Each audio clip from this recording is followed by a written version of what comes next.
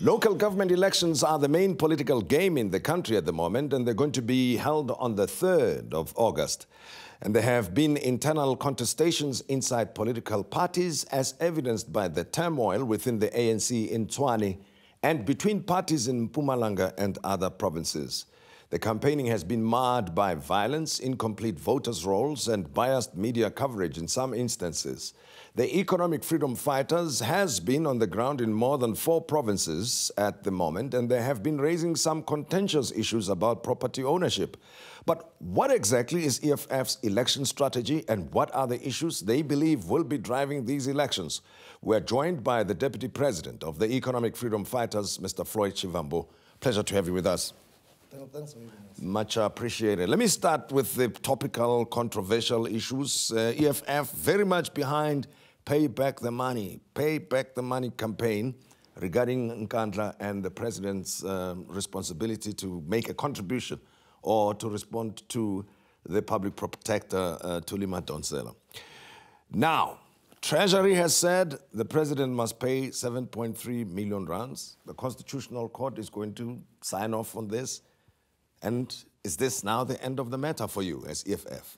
Now, look, I think the greatest achievement which we should restate as the EFF is that ultimately the money which we said is going to be paid by Jacob Zuma, because when we arrived in Parliament in 2014, we said he is going to pay back the money as part of the commitments that were made prior to elections. So already the EFF has delivered on an election promise before we were already government. But in terms of the technical issues that are going to happen now, we are awaiting the Constitutional Court confirmation of whether the amount that has been given is appropriate, is enough for Zuma to pay. So if the court says that that is the amount which they've directed must be paid, and that the Treasury has not lowered it radically very low, we are going to abide by the court's approval because they will be interpreting their own judgment. But the great thing is that we have taken action as the EFF to recover money, even if it's 7.8 million. What it means is that there is 7.8 million now that is going to be available for people's basic needs, for basic education, for delivery of houses, for whatever can be an intervention for all the basic necessities that our people need. So there is progress and we're happy about that. But also there is an attendant issue that comes out of that.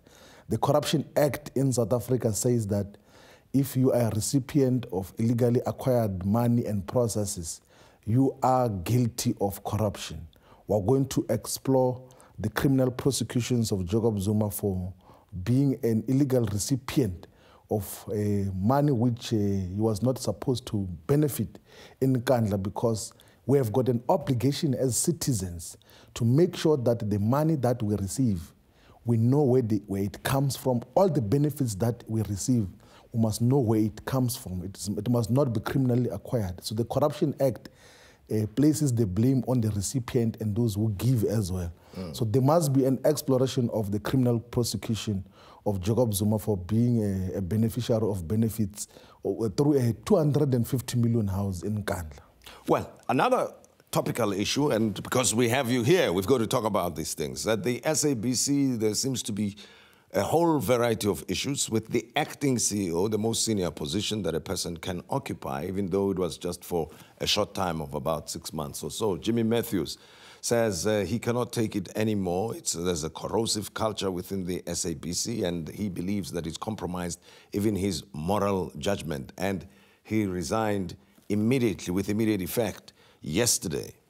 Yeah, look, we cannot completely exonerate Jimmy Matthews' role in the degeneration of the SABC into a state broadcaster of the ANC.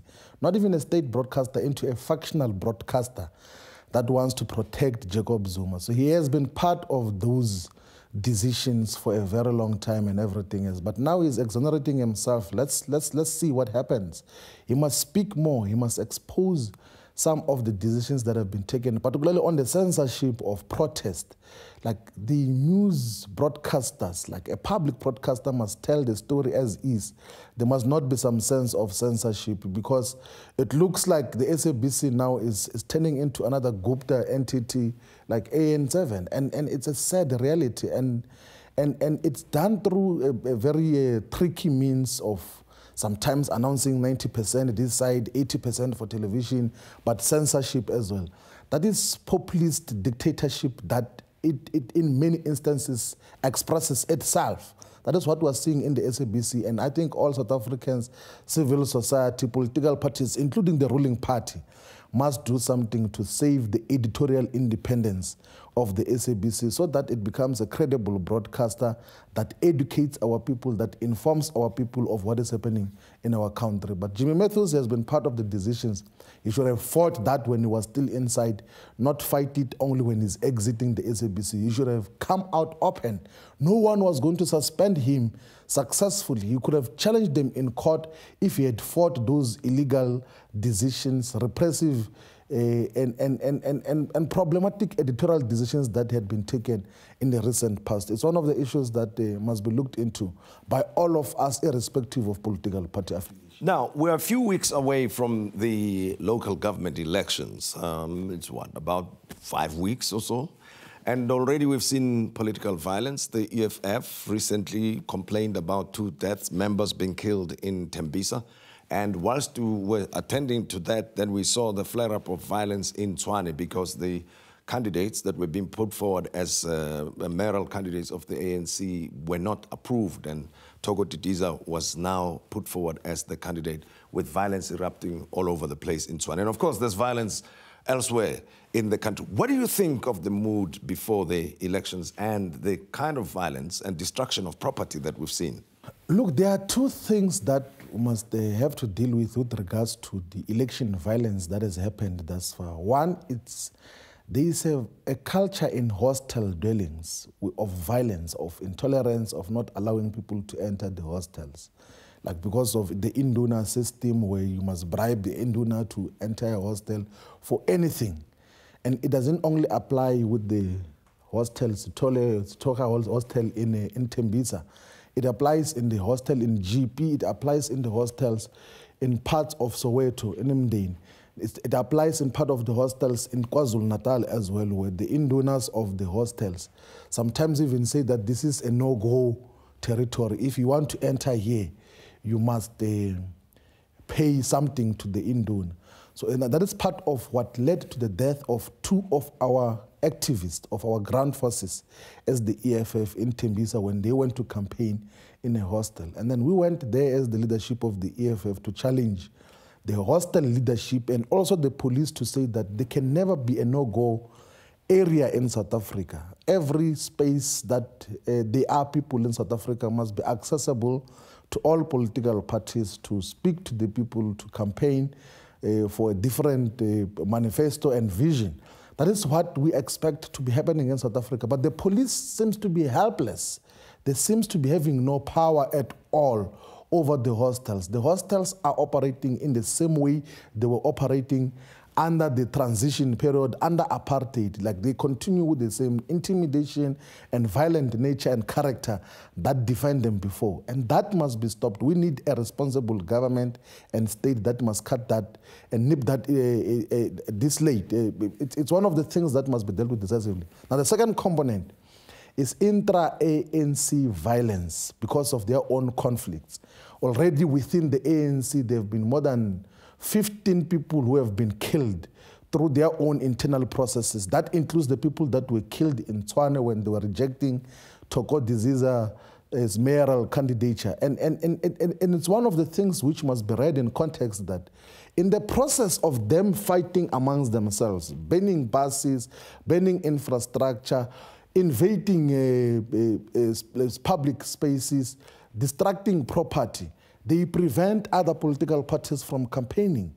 They intimidate other political parties from campaigning. And the IEC and the Electoral Court must take decisive action on the ANC in Tshwane for distracting, for disallowing space for other political parties to campaign because of their own internal issues, but also they must be held responsible to repair all the things that they've damaged there, because senior ANC leaders have come out in public to admit that it is their members who went out to burn all those areas, to burn the buses, to even kill people for their own internal issues. So the ANC must be held responsible for the violence that happened in Tshwane. How do you rate the economic freedom fighters' chances in Gauteng? We have grown significantly in Gauteng, and we are most likely to be #1 in terms of the number of votes that we're going to get in Gauteng. If not #1, we might be #2, but we stand a better chance. You must remember that out of the 1.1 million votes that we got in 2014 general elections, about 400,000 of those came from Gauteng. So Gauteng is the base, is the core of the EFF, but we've put additional energy in all other provinces, in KwaZulu-Natal, in the Eastern Cape, in the Northwest, in Mpumalanga, and Free State, everywhere else. We're putting equal energy of the EFF. We support all our candidates there. We're fielding candidates in all the wards, both PR candidates and ward candidates, and they're doing work of the organization. We give equal resources to all the municipalities in South Africa, to the EFF. All municipalities in South Africa are strategic municipalities, in particular the ones that have got the highest levels of poverty and unemployment, because we want to make an intervention. Let me come to the situation here in Gauteng. What do you think will make the electorate, the voters, be persuaded to vote for EFF, especially here in the province of Gauteng, Joburg and Pretoria? The reason why a bigger number of people are going to vote for the EFF here in Gauteng, in Johannesburg, is because we have got a clear and the most convincing plan on the creation of jobs. You must remember that this is a metropolitan. It's an area where most people come to look for job opportunities. And the EFF says that we are the last hope for jobs and service delivery. We've put at the center of our manifesto the need to create job opportunities for our people, to give permanent quality jobs for our people, not the EPWP that was being delivered by the ANC. But here's the argument. And we've got the most convincing plan on how jobs are going to be and here delivered. is the debate, the argument with the EFF, that the EFF is not seen as pro-business. You know, when you talk about decent jobs and creation of employment, that you should be supporting businesses instead of saying the state or the municipality itself will become the employer, because somebody has got to pay taxes, has got to pay rates, so that the municipality has money to provide the services that you promise as the EFF. The pro-business stance that was taken by the ANC since 1994 is the major cause of South Africa's starvation and poverty and unemployment, because they let business do as it wishes. Business is not under any rule, under no any guidance. So businesses, they want to go and buy finished goods and services in China, in America, in Europe, and come and sell it here, because the neoliberal discourse that was defined by the ANC allows for tariffs to be lowered, to open the markets that easily, even in areas where the WTO says you can put a tariff. The ANC did not do that. It allowed so many goods and services to be dumped into the South African market. And what that meant is that lots of factories had to close for clothing, for production of basic services and goods, even for food now. We're importing chicken from Brazil, from America, from all over the world. And there's capacity in South Africa to could create job opportunities through building the productive capacity of basic goods and services. But now we import almost all consumer goods and services. Now the EFF manifestos speak about changing that dynamic. We'll utilize the power of the municipality on localization to make sure that even the stores that operate in the municipalities that we run are going to be engaged first. If they do not cooperate, we're going to force them to localize, to buy local, so that we can create sustainable and quality jobs for our people. Well, let's conclude the interview and with a quick and hopefully brief response from you. In the event there is a hung municipality, right, and there's no outright winner in any municipality, whether it be in Tshwane, Joburg, or anywhere, who are you likely to partner with between let's say, ANC and DA? Because I heard what Julius Malema said recently. No, we are not concerned about possible coalitions, because if the momentum that we have put now in campaigning for elections increases consistently and our ground forces do work as requested, door to door every day, there won't be need for coalition. We're going to win these municipalities alone. And it will be one of the decisive victories. But if there's ever going to be coalitions, we're going to discuss that in detail. But the principal issue that we have emphasized is that we will never enter into any discussions with the ANC.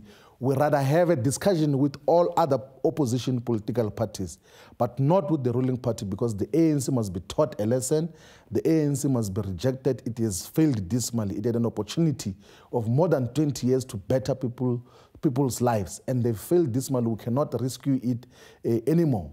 It has been corrupted to the bitter, bottom. We cannot do anything about the ANC. It cannot be rescued. So we rather have a broad discussion with all opposition parties that are represented and say, how do we reject the ANC out of the system? But we are confident as the EFF that there won't be even need for such a discussion, because we are campaigning to win these elections. If we do not win, we actually do not even mind to be opposition for the 5 years towards 2021, and then we'll take over government in 2019 and 2021. We'll take over all the municipalities to bring economic freedom to the people of South Africa.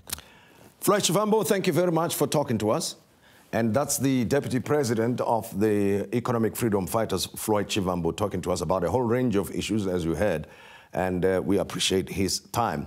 We will be continuing with the program in a moment. Just to invite you to an economic roundtable discussion that we are having on the 30th of June at the Gordon Institute of Business Science, GIBS.